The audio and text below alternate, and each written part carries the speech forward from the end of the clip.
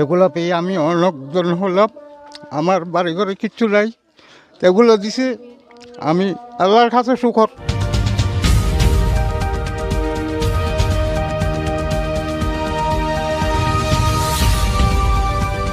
Channel Balkhali, সমগ্র বলখালি জুড়ে।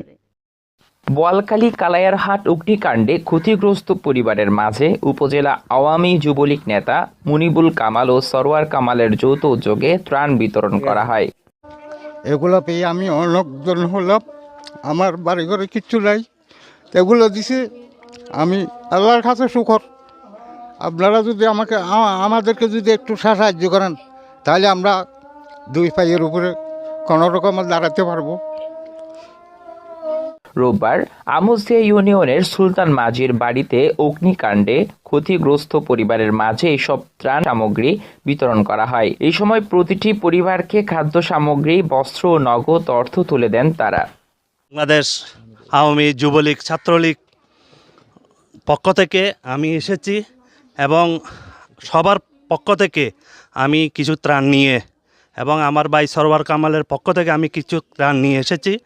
সবাইকে আমি এই ত্রাণ আমি বন্টন করে দিলাম। বোয়ালখালীবাসীকে আহ্বান জানাচ্ছি, যারা আমার এই চ্যানেলে আছেন সবাইকে ওনাদের পাশে দাঁড়ানোর জন্য, এবং ওনাদের পাশে দাঁড়াইলে ওনাদের কিছু সচ্ছল হবে। এবং এই প্রাকৃতিক দুর্যোগ থেকে শুরু করে যে কোনো মহামারীতে বাংলাদেশ ছাত্রলীগ সবসময় পাশে ছিল এবং থাকবে।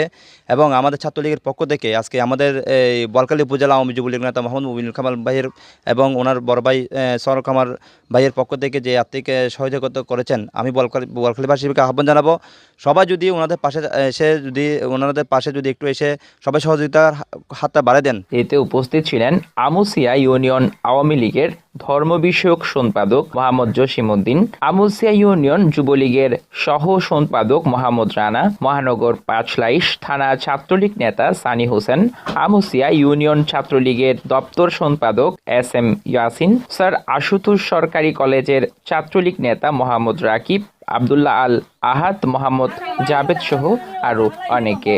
উল্লেখ্য, গত শনিবার দুপুরে অগ্নিকাণ্ডের ঘটনায় 3 পরিবারের সর্বস্ব হারিয়ে নিঃস্ব হয়ে যায়।